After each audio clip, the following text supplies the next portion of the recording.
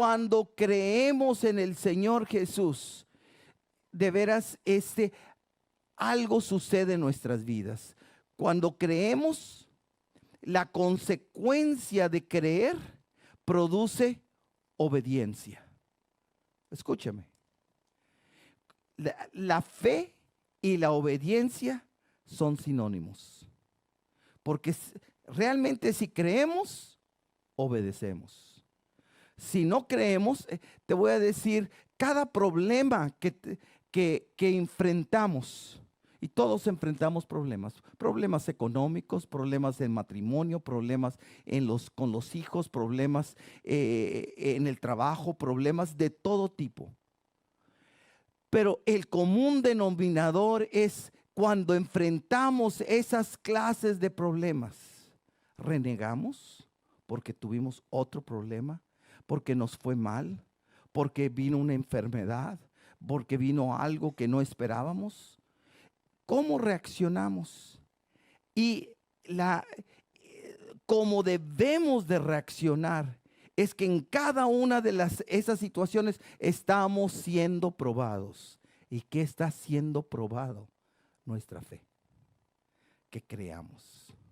Eso es lo que está haciendo. Y el peor problema que todos tenemos es la incredulidad. Porque la Biblia dice en Hebreos capítulo 6, 11:6 dice, sin fe es imposible agradar a Dios. Efesios 2, 8 y 9 dice, porque por gracia sois salvos por medio de la fe. Y esta no de vosotros, pues es don de Dios, no por obras para que nadie se gloríe. Entonces la fe es indispensable. Dice la palabra de Dios que una vez Jesús, aún en Nazaret, en su ciudad natal, dice que el Señor Jesús se asombró y no pudo hacer muchos milagros a causa de la incredulidad. Te voy a decir, cuando Dios no hace algo en nuestras vidas, ¿sabes por qué es? Por nuestra incredulidad. Por eso es importantísima la fe. Y cuando creemos, y por eso somos pasados cada uno por dificultades para aprender en esa dificultad a creerle a Dios. Más que a creerle a los médicos, más que creerle a todo. Aquí está Alex. Y él en una ocasión me dijo que cuando le iban a hacer el trasplante de médula ósea, le hicieron firmar muchos papeles. Pero en algunos de esos, muchos, pues esos papeles legales. Papeles legales y en los cuales decía, y muchos de ellos acerca si él moría. Acerca, me imagino que waivers, o que significa que ellos no se hacían responsables si algo les faltaba, algo le pasaba o complicaciones, porque cualquier cosa podía pasar. Porque era algo que estaba sucediendo, que estaba muriendo completamente sus células para ponerle en unas células nuevas. No era nada fácil, era muerte. Entonces, ¿qué pasa? Él tenía que firmar. Ahora, él pudo haber reaccionado, los médicos me están diciendo que me voy a morir, los médicos me están haciendo firmar todo esto. Pero aún a pesar, les voy a decir, y esto fue como en agosto, en septiembre del año pasado, cuando al principio se le dio el diagnóstico a Alex de que tenía leucemia linfocítica. Yo estuve orando al Señor y el Señor le dije, ¿qué es esto, Señor? Es tu hijo y te ama. Y él y toda su familia te sirve. Y el Señor habló a mi corazón y se lo dije la palabra. Y la palabra que el Señor me dio para él es, esto no es para muerte, es para vida. Y uno dice, bueno, pero pudo haber complicación. No importa. Ya el Señor habló. Esto no es para muerte, es para vida. Y en menos de un año, no tan solo hay remisión, hay completa sanidad, completa sanidad total sobre la vida de Alex. ¿Por qué? No por mí, porque Dios es bueno y porque Dios, todo esto Es por las cosas que el Señor hizo a través de esta prueba, pero a través de esto, cómo el Señor lo va a utilizar a Alex, y lo está utilizando a Alex para el mundo entero. ¿Para qué? Para proclamar que Dios es el que levanta de los muertos, porque literalmente Dios lo ha levantado de los muertos. Dale un aplauso de gratitud al Señor. Pero y yo creí y le di esa palabra, y yo sé que otras personas también le dieron palabra. Y muchas personas lo bendijeron. Esta iglesia estuvo orando, otras iglesias de aquí, de McKinney y de muchas partes de Colombia, de muchos lados estuvieron, de México estuvieron orando por Alex. Pero Dios tenía un propósito. Y Dios, así como una enfermedad que es mortal y que el Señor lo sacó de los muertos, quizás nosotros no hemos tenido enfermedades de tal gravedad, pero hemos tenido problemas. Y el común denominador para Alex, para nosotros, es creer en el Señor, tener fe en Él. Amén. Entonces, por eso, y cuando creemos en el Señor, eso, como te estoy diciendo, produce obediencia. La fe y la obediencia son sinónimos, como ahorita aquí lo mencionamos.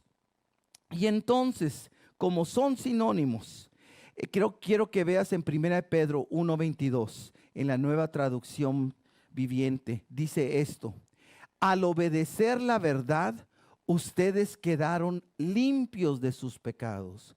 Por eso ahora tienen que amarse unos a otros como hermanos con amor sincero. Ámense profundamente de todo corazón, al obedecer la verdad. ¿Y por qué la obedecemos? Porque hemos creído. Y entonces, ¿qué sucede cuando obedecemos al Señor? No es una fuerza, no es no, es que yo amo. Bueno, pero me tratan mal. Perdono y sigo amando. La Biblia dice el amor, el amor cubrirá multitud de faltas. Entonces, ahora ya no retengo esa amargura y resentimiento, porque ahora creo en el Señor y le obedezco. ¿Y cómo le obedezco? Que cuando pasa algo que hago, oro y perdono y pido perdón. Amén. Y entonces, de esa forma estoy obedeciendo. Entonces, confiar en que Dios sabe lo que debe hacerse. Fíjese esto, confiar en en que Dios sabe lo que debe hacerse. Muchas veces nosotros queremos dirigir a Dios. Él sabe mejor que nosotros. Amén. Entonces, y nosotros confiamos en Él. Como un niño confía en su papá, aunque no entiende cómo lo va a realizar, de todos modos confía en que lo hará. Amén. Entonces, no sabemos cómo Dios lo va a hacer, pero confiamos en Dios. Cuando tú como padre le prometes un helado o ice cream, o según diferentes personas le llamen, o nieve, a tu hijo, ellos no preguntan, ¿y cómo le vas a hacer? ¿Cómo vas a sacar el dinero para comprar esto, o a dónde vas a ir a la tienda? Ellos, nada más tú les dices, te voy a dar un helado. Con eso es suficiente, y ellos creen en ti. Amén. Ellos confían que tú se los vas a dar.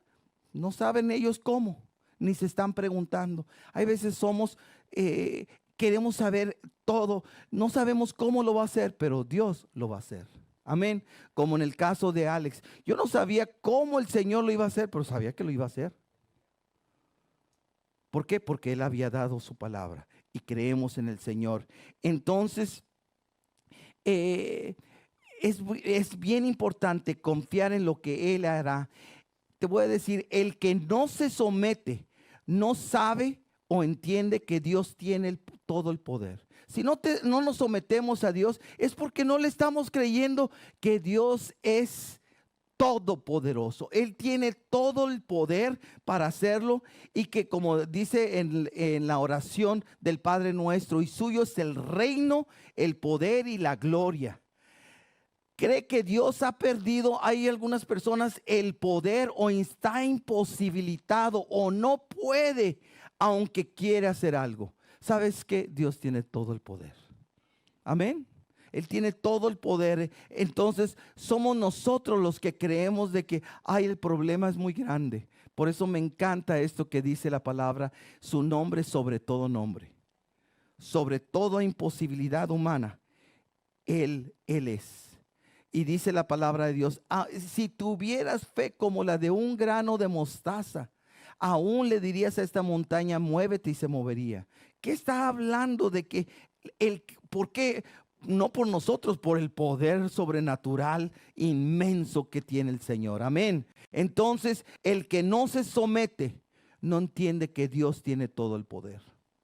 El que no se somete no entiende que Dios gobierna bajo una estructura de autoridad en la que siempre se delega esa autoridad a otros para después pedir cuentas. Te voy a decir, Dios se mueve directamente, pero Dios se mueve también a través de las autoridades. En 1 Pedro capítulo 2, verso 13 y 14 dice esto: por amor al Señor, respeten a toda autoridad humana, ya sea al rey como jefe del Estado o a los funcionarios que él ha nombrado, pues a ellos el rey los ha mandado a que castiguen a aquellos que hacen el mal y que honran a los que hacen el bien. Pero aquí bien claro dice que tenemos que someternos a las autoridades humanas. Algo que uno dice, bueno, pero cuando tenemos una enfermedad tenemos que orar para que el Señor me sane milagrosamente. Te voy a decir, tú y yo no demandamos a Dios como Él nos sana. Él es soberano. Amén. Y Él nos sana en algunas ocasiones directamente, sobrenaturalmente, pero en otras ocasiones utiliza todo un proceso que ya está la medicina. ¿Y por qué está la medicina? Porque Dios permitió descubrir todo eso. Entonces, no es decir, si yo me someto a esto, estoy siendo falta de fe. No, estoy creyendo en Dios, pero que Dios a través de esto, el Señor me va a hacer sano. Amén. Pero la sanidad proviene de Dios, ya sea directamente o a través de la medicina. El Señor es el que me sana. Amén. Entonces, por eso yo le creo al Señor. Yo le creo al Señor. Luego también el que no se somete, no entiende que Dios escoge a quien quiere y lo pone donde quiere. Él quita y pone. La obra cristiana en cualquier parte del mundo es de Él, le pertenece a Él y no es mía, no es de alguien, ni siquiera del pastor. Él puede quitar con un soplo a un líder y poner a otro conforme a su voluntad. Quiero decirte que nuestra confianza en todo tiene que estar en Dios. Tenemos que creer en Dios.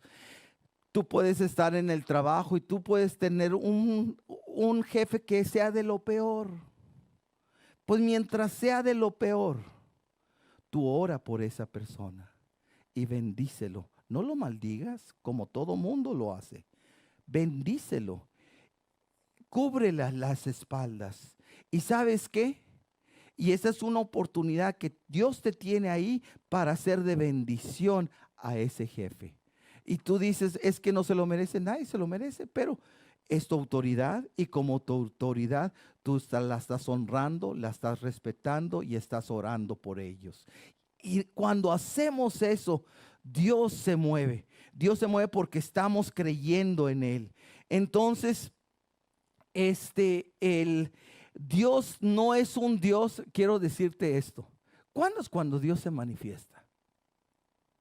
¿O cuándo es cuando vemos a Dios obrar? ¿En lo posible o en lo imposible? En lo imposible. Pero a todos nos gusta estar en lo posible. Pero para lo imposible, tenemos que confiar en Él. Tenemos que creerle a Él. Amén. Tenemos que descansar en Él. Por eso Dios no es un Dios de lo posible, es de lo imposible. Y en Hebreos 6:12 dice esto: entonces no se volverán torpes ni indiferentes espirituales, en cambio seguirán el ejemplo de quienes gracias a su fe y perseverancia heredarán las promesas de Dios. ¿Cómo heredamos las promesas de Dios? Por fe. Y cuando perseveramos, y como dice, gracias a su fe y perseverancia, heredarán las promesas de Dios. Algunas veces dice, yo creo, ay, pero se tarda en venir. Ay, no, pues yo le sigo por mi propio camino. No perseveraron.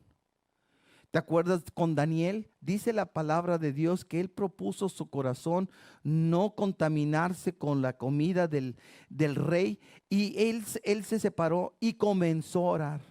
Y la oración no fue contestada inmediatamente. Fueron contestadas ¿a cuántos días? 21 días pasaron. Pero cuando vino el ángel y le contesta, dice, desde el día que propusiste tu corazón, fue enviada. Pero hay guerra espiritual. Fue enviada. Hay muchas veces que desde el momento que proponemos nuestro corazón, Dios tiene la respuesta, pero hay veces que se tarda. Hay veces que se tarda días, semanas, meses, escúchame, en ocasiones años. Por eso tenemos que seguir con fe y perseverando. Y vamos a ver a ese Dios de lo imposible obrar. Y en 1 Pedro 5:7 dice esto: pongan todas sus preocupaciones y ansiedades en las manos de Dios, porque Él cuida de ustedes. El día de hoy, escúchame, hay medicamentos que se le llaman ansiolíticos en contra de la ansiedad. Ay, tengo una ansiedad, ando preocupado, ando así. Mejor primero me tomo una pastilla. ¿Sabes qué es eso? En lugar de confiar en Dios, estás confiando mejor en una pastilla. Es más fácil, nada más me tomo la pastilla. Pero para confiar en Dios, ¿qué tengo que hacer? Pongan todas sus preocupaciones y ansiedades en las manos de Dios, porque Él cuida. Porque cuando hacemos esa transición, empezamos a orarle, derramamos nuestro corazón, nuestra ansiedad, nuestro estrés, nuestra preocupación. ¿Qué es lo que sucede en ese momento? Está aumentando nuestra fe para confiar, para seguir adelante. Amén. Es por eso de que al venir a la iglesia, el día de hoy, al estar aquí, ¿qué es lo que está sucediendo? Estamos escuchando la palabra, estamos adorando. ¿Qué está produciendo? Fe. Porque en cada uno de nosotros hay mayor medida de fe ahorita que estamos aquí que si estuviéramos afuera. Porque estamos recibiendo de la palabra, estamos creyendo en el Señor. Bendito sea el nombre del Señor. Entonces Él comienza a obrar en el momento que tú terminaste de hacer lo posible. Hay veces, no sé si te acuerdas, en esa ocasión cuando Jesús iba en el mar de Galilea, esa es la única vez que yo veo a Jesús dormido. Todas las veces mientras los discípulos dormían, Él se subía a orar y estaba en el monte. Pero en ese pasaje dice que estaban cruzando el mar de Galilea y que de repente vino una tormenta y que Jesús estaba dormido. Ahora, te voy a decir, el mar de Galilea es pequeñito, pero entran tormentas de repente y mueven, y la embarcación que tenía, eso era una balsita chiquita. Ahí iban todos los discípulos. Entonces, ¿qué significa en una tormenta a medianoche que estaba haciendo, sube y baja, estaban siendo mojados y salpicados con el agua, estaba llenándose el bote con agua, y todo ese tiempo Jesús dormido? Y los discípulos, ¿cómo estaban? Afanados, preocupados, con ansiedad y luchando. Algunos de ellos eran pescadores de toda la vida. Conocían el mar de Galilea, conocían lo peligroso. Estoy seguro que habían tenido amigos que habían muerto cuando había tormentas, y todo eso sucedía, y los discípulos seguían luchando hasta que se cansaron. A lo mejor se desesperaron, porque en todo eso Jesús estaba dormido. Y uno dice, ¿qué sueño tan pesado? No, estaba dormido y entonces lo despiertan a Jesús y le dice, Jesús, mira, no temes. Y Jesús se levanta y con mucha tranquilidad calma la tempestad con su palabra. ¿Qué significa? Vino, y dice la Biblia, grande bonanza. Vino una gran paz. Y ellos se quedaron, ¿quién es este? Que aún las tormentas y los mares le obedecen. ¿Quién es? Solamente Dios hecho carne.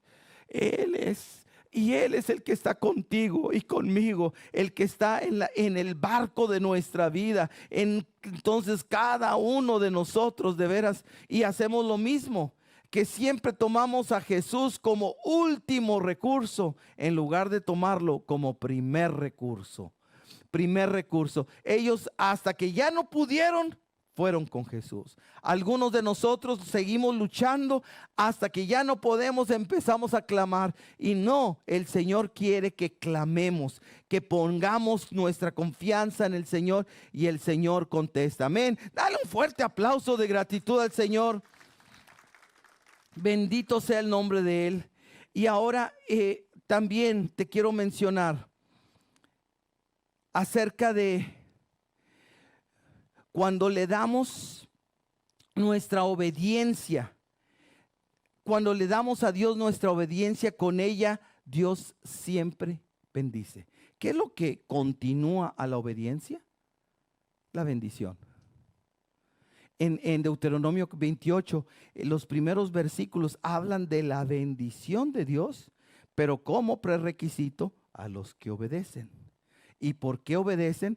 Porque creemos en el Señor.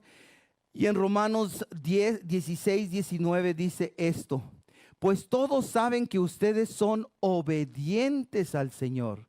Eso me llena de alegría. Quiero que sean sabios para hacer lo que está bien y sigan siendo inocentes en cuanto a toda clase de mal. Entonces, cuando obedecemos, cuando creemos, obedecemos. Y cuando obedecemos, viene la bendición. Amén. Dios nos ha bendecido en las áreas que hemos obedecido al Señor. Entonces es como el combustible para que pueda seguir funcionando la fábrica de bendiciones. ¿Qué es la fábrica de bendiciones? Nuestra fe, y que la fe produce obediencia. Te voy a decir esto. Ahorita el Señor nos está bendiciendo. ¿Por qué? Porque creímos. Y porque creímos, venimos a la iglesia. ¿Por qué? Porque dice la palabra, no dejes de congregarte como algunos tienen por costumbre. El Señor quiere que me congregue. Entonces, con ganas y sin ganas, con hambre, sin hambre, cansando, sin cansarme, con sueño, sin sueño, yo voy a la iglesia. ¿Por qué? Porque es lo que es. Yo creo en el Señor y esta es la voluntad. Al venir, ¿qué sucede? Dios nos está bendiciendo. Dios está aumentando la fe. Dale un aplauso de gratitud al Señor. Por eso, lo que retienes, te voy a decir esto, lo que tratamos de retener para nosotros, lo pierdes. Y lo que pierdes por Dios, ganas bendiciones. Cuando lo perdemos, cuando lo entregamos, no lo perdemos, estamos ganando bendiciones. Obedece lo que Dios te pide y rehúsa ir por el camino que otras personas te reclaman. O sea, es importante, por eso, ¿a quién le hacemos caso? ¿A quién le hacemos caso? Y pueden muchas personas decirnos, pero el valor es que tenemos que hacerle caso al Señor. ¿Y cómo le hacemos caso? A lo que dice la palabra de Dios. Amén. Entonces, cuando le hacemos caso al Señor, aún a pesar de todas las otras personas, eso es obediencia, eso trae fe y eso trae bendición. Y bienaventurado el que oye y obedece, porque recibirá 100 veces más. ¿Eso está en la Biblia? Sí. Quiero que veas en Marcos capítulo 10, verso 29. Dice esto: así que respondió Jesús y les aseguró. Mire, Dios nos asegura. ¿Qué es lo que nos asegura? Que todo el que haya dejado casa, o hermanos, o hermanas, o madre, o padre, o hijos, o bienes, por mi causa y por la buena noticia, recibirá ahora a cambio 100 veces más el número de casas, hermanos, hermanas, madres, hijos y bienes, junto con persecución. Y en el mundo que vendrá, esta persona tendrá la vida eterna. Esto nos asegura Dios que si nosotros creemos en el Señor, y uno dice, ¿cómo vamos a dejar padre, madre? A lo que el Señor nos dice en este pasaje es que si ponemos a padre o madre o esposa o esposo o hijos primero que a Dios, pero si ponemos primero a Dios antes de todas estas personas que son importantes para nosotros, pero primero es Dios. Amén. Cuando ponemos primero a Dios, entonces el Señor nos va a bendecir 100 veces más. ¿Cuántos quieren 100 veces más la bendición de Dios? Amén, gloria al Señor. Entonces, esa es la forma cuando ponemos a Dios primero antes que todo. Entonces, vivir la vida cristiana, te voy a decir, no es un vuelo sin instrumentos, es vivir por un camino bien señalado. Es por vivir. ¿Y cuáles las señales? Aquí están todas las señales que debamos seguir, obedecer, porque creemos. Entonces, el siguiente punto que quiero decirte el día de hoy es que el mayordomo busca con diligencia la voz de Dios y con diligencia le obedece. Escúchame, ¿qué es la palabra diligencia? ¿Alguien que me pueda? Rapidez, que no titubea, que inmediatamente lo hace, que inmediatamente que no le echa largas, que es, a mí me gusta utilizar la palabra acomedido, se esmera, o sea, es una persona que hace las cosas diligentemente, rápidamente, es con ganas. Entonces, en Proverbios 12:27 dice esto: los perezosos ni siquiera cocinan la presa que han atrapado, pero los diligentes aprovechan todo lo que encuentran. Los diligentes, y Dios nos quiere ser diligentes a Él. Te voy a decir, la naturaleza humana es que no somos diligentes, que somos rebeldes. O sea, yo tengo, como en inglés le llaman flashbacks, o sea, como que recuerdos del pasado. Y yo recuerdo a mi mamá de niño diciéndome, socarrón. No sé si hay algunas personas que sí me entienden del norte de México. ¿Qué es socarrón? El que escuchas y no haces caso. No haces caso, el de que no pones atención. ¿Alguien sí me entiende ese término? Hay algunas personas que sí, ¿verdad? Disculpe. También en Colombia. Socarrón.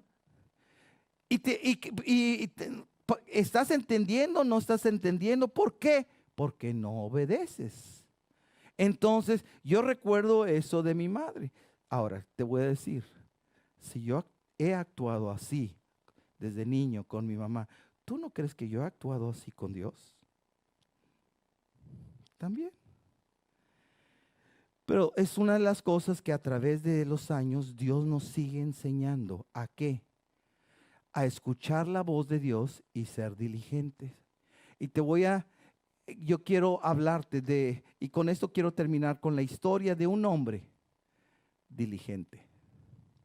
Y mis respetos para ese hombre, que oyó la voz de Dios y fue diligente. ¿Y quién fue este hombre? Abraham. Y quiero que veas la historia de Abraham para que veas la diligencia de él. En Génesis capítulo 22, desde el verso 1 en adelante. Miren lo que dice esto. Tiempo después, Dios probó la fe de Abraham. Entonces, ¿para qué?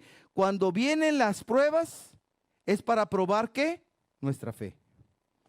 Entonces, si estás teniendo ahorita una prueba, Dios está probando tu fe. Muy bien. Y dice, Dios probó la fe de Abraham. Abraham lo llamó Dios. Sí, respondió él, aquí estoy. Toma tu hijo, tu único hijo, sí, a Isaac, a quien tanto amas, y vete a la tierra de Moriah. Allí lo sacrificarás como ofrenda quemada sobre uno de los montes, uno que yo te mostraré. Hasta ahí. Dios le dice la peor noticia. Si tú escucharas la noticia de que un hijo va a morir, es lo peor. Pero peor todavía, que tú le vas a dar la muerte. ¿Qué? Dios le habló y le dijo y lo probó. Tu único hijo, el que amas. Vete a sacrificarlo en la tierra de Moriah. ¿Sabes cuál es esa tierra de Moriah? Es donde próximamente se va a edificar el templo donde el Señor Jesús va a reinar, en Jerusalén. Ahorita está la mezquita, pero algunos dicen que a 150 metros de esa mezquita se va a edificar ese templo. Pero ese templo va a estar edificado sobre el monte Moriah. Sobre ese monte donde Dios mismo le pidió a Abraham para probarlo que sacrificara a su propio hijo. No sé si a ti te pase, pero cuando yo tengo que hacer algo que a mí no me gusta, lo dejo hasta el último. No sé si a ti te pasa eso. Lo que me gusta, lo hago rápidamente. Pero lo que me disgusta, lo dejo hasta el último. Eso es mi naturaleza, eso es lo que he batallado. ¿Tú crees que estaba muy contento Abraham con esa noticia? Que su hijo iba a morir y que él lo tenía que sacrificar. ¿Tú crees que estaba muy contento? ¿O que algunos piensan que dudó? ¿O que esto no es de Dios? Pero algo que para mí es un impacto es el siguiente versículo. Verso 3. La mañana siguiente. No una semana. No un mes. No, pues mejor así me quedo hasta que el Señor me lo confirme. No. La mañana siguiente. ¿Qué es eso? Diligencia. Otra cosa, de él salió la pregunta, ¿por qué, Señor? Yo te he servido, he dejado la tierra y la tierra de mi parentela a la tierra que tú me estás dando, y vine y todo esto, y luego creí en ti y a los 100 años me diste a Isaac y hice todo eso, yo te he seguido y mira cómo me pagas. Discutió con Dios, renegó con Dios, le dijo no a Dios. O, como ahorita te decía, o lo dejó hasta el último. No. A la mañana siguiente, inmediatamente, no cuestionó a Dios, no renegó de Dios, no nada. A la mañana siguiente. Aquí no dice si fue con Sara y le dijo, Dios me dijo que lo tomara a Isaac y fuera a tierra de Moriah y ahí lo voy a sacrificar. Lo más seguro es que no creo que ni siquiera le dijo a Sara. Lo recibió y nada más al día siguiente, a la mañana siguiente, Abraham se levantó temprano, ensilló su burro y llevó con él a 2 de sus siervos junto con su hijo Isaac. Después cortó leña para el fuego de la ofrenda y salió hacia el lugar que Dios le había indicado. Verso 4. Al tercer día de viaje, Abraham levantó la vista y vio el lugar a la distancia. Quédense aquí con el burro, dijo Abraham a los siervos. El muchacho y yo seguiremos un poco adelante, más adelante. Allí adoraremos.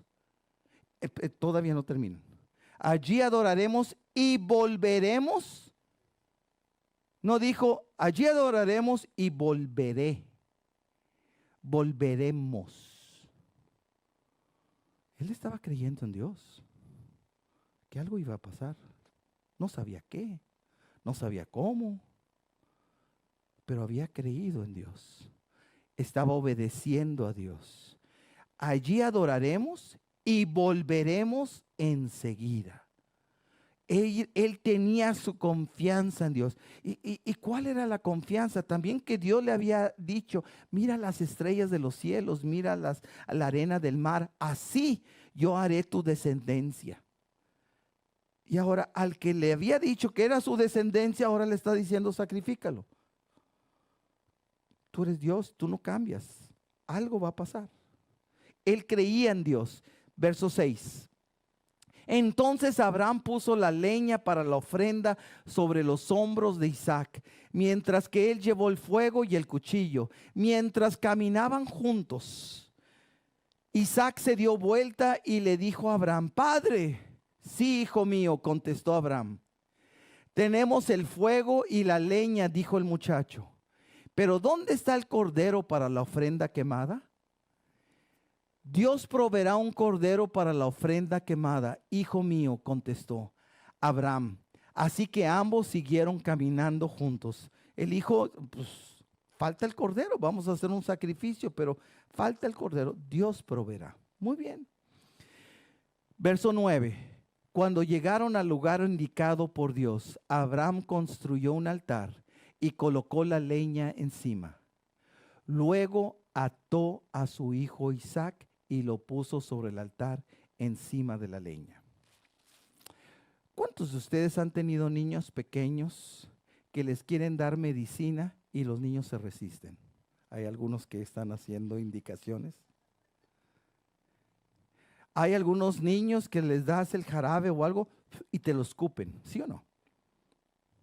Te lo escupen. Aquí se cree que Isaac tenía 14 a 16 años, más o menos. Era un joven adolescente, fuerte.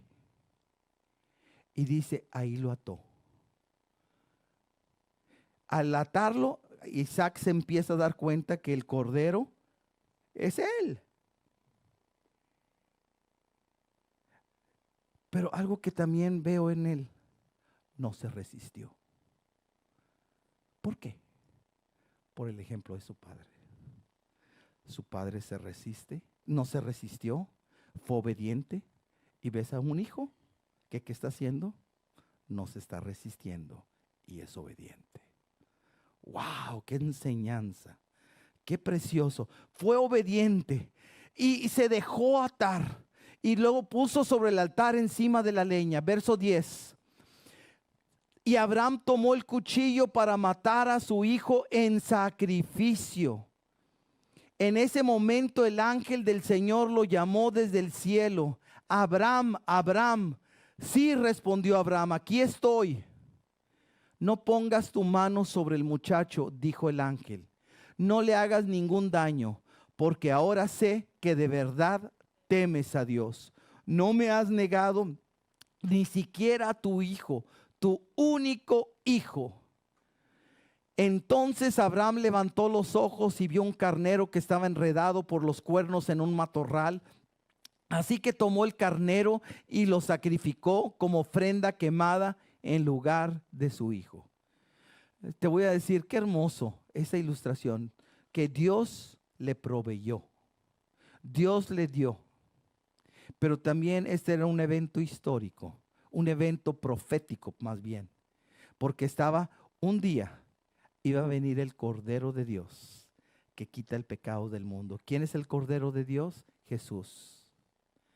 Pero a diferencia de este momento, en ese momento no iba a haber algo más o alguien más que detuviera la mano. Ese cordero fue sacrificado. Y el Padre, que es Dios, dio a su único Hijo, a Jesús. ¿Por quién? Para proveer a cada uno de nosotros la salvación. Entonces, qué hermoso. Y verso 14. Abraham llamó a aquel lugar Yahweh Jireh, que significa el Señor proveerá. Hasta el día de hoy la gente todavía usa ese nombre como proverbio. En el monte del Señor será provisto. Entonces él creyó, diligentemente obedeció, y Dios hizo un milagro. Y cuando él obedeció, hizo un milagro. Mira lo que sigue, el verso 15. Luego el ángel del Señor volvió a llamar a Abraham desde el cielo. El Señor dice: ya que me has obedecido y no me has negado ni siquiera tu hijo, tu único hijo, juro por mi nombre que ciertamente te bendeciré.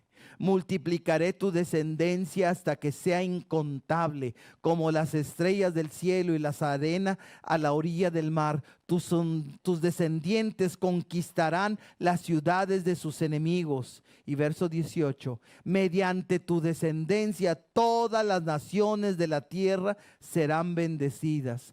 Todo eso porque me has obedecido. Cuando tú y yo aprendemos ese secreto de creer y obedecer, no tan solo nosotros, nuestra descendencia y todos los que están alrededor de nosotros van a recibir bendición. Pero ¿qué sucede? Estamos siendo probados para creer y para obedecer. Y cuando de veras, y eso es algo precioso, porque Dios se encarga de nuestra familia. Dios bendice. Tú puedes decir: ¿qué hago? Y yo te voy a decir: ¿qué hago para que mi hijo cabezón entienda? ¿Qué hago para que mis hijos que ya salieron? Porque veo padres que ya tienen hijos adultos que quizás ya se fueron de la casa. ¿Qué hago para que mi hijo cambie o sea tocado? ¿Sabes qué hacemos? Creerle a Dios y obedecerle en lo que estoy haciendo. Y con eso Dios va a bendecir a nuestros hijos y a nuestra descendencia. Pero ese es el secreto. Pero tenemos que creer y obedecer al Señor. Dale un aplauso de gratitud al Señor.